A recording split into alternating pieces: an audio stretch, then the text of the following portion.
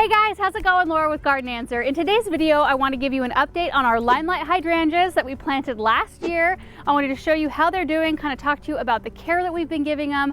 I am absolutely blown away by how well they've done, how huge they've grown in just 1 year, and how many blooms they have. So we planted these last year.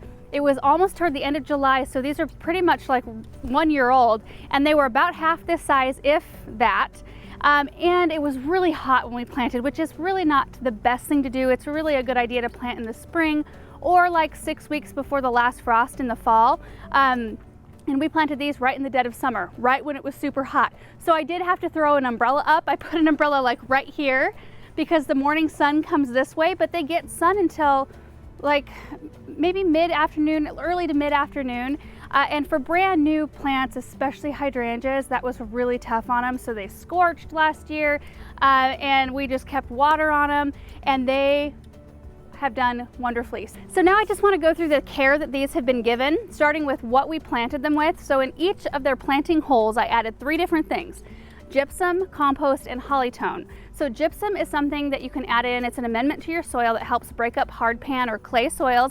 It also helps condition the soil and bring the pH down, which we are so high alkaline here that it's really tough on a lot of plants. And hydrangeas like a little bit more to the neutral, maybe slightly acidic side of things. So gypsum helps in that way. Compost helps just if you've got not great soil somewhere, it just helps to kind of mix it in. And hollytone fertilizer is for acidic loving plants, which even though hydrangeas don't necessarily need an acid type fertilizer, we're just so far on the alkaline scale of things that anything that I can add to make it more close to neutral or a little bit more acidic really helps. So that's it for planting. As far as light, they still get the same light that they got last year, except for this year I don't have to add an umbrella because they're more acclimated, they're more rooted in. So they've been doing great without any scorching on their leaves. So I would say sun until maybe like 1 or 2 in the afternoon. And then, which I actually think is helping with the blooming. I think they do need a good block of sun in order to perform the best, but they're getting the protection from that really scorching afternoon sun. And then for fertilizing this year, I just came in about March with some more hollytone. I just put it around the drip line of the plant, kind of scratched it into the soil and watered it in.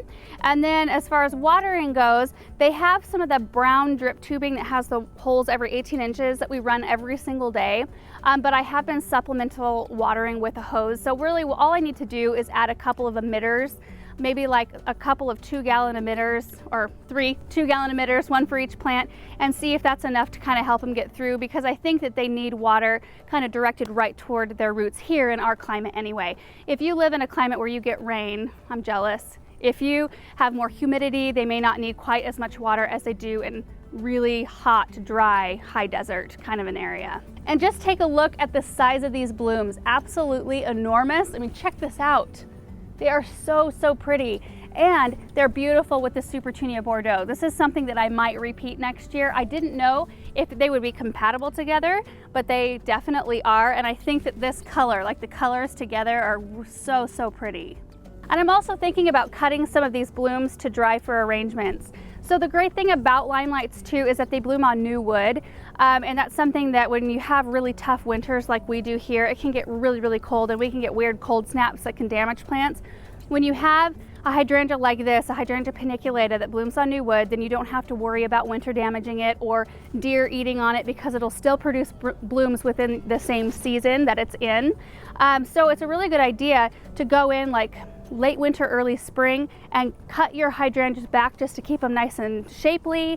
These want to get like 6 to 8 feet tall, which obviously my windows are not that tall. So I'm going to want to keep them kind of size controlled, and when I prune them like that, it'll actually help them like kind of broaden out and thicken up. So I'm just hoping that this video is helpful to you guys, just to see how these Limelight hydrangeas look just 1 year after planting, and how much they've grown and how beautiful they are, and just hearing about what we've been doing with them, how we've been treating them, what kind of fertilizers we've been giving them, because maybe this is something you've thought about putting in your garden and you just weren't quite sure how to do it or how to make it work. And now keep in mind that our area is really harsh. I mean, high desert, super cold winters.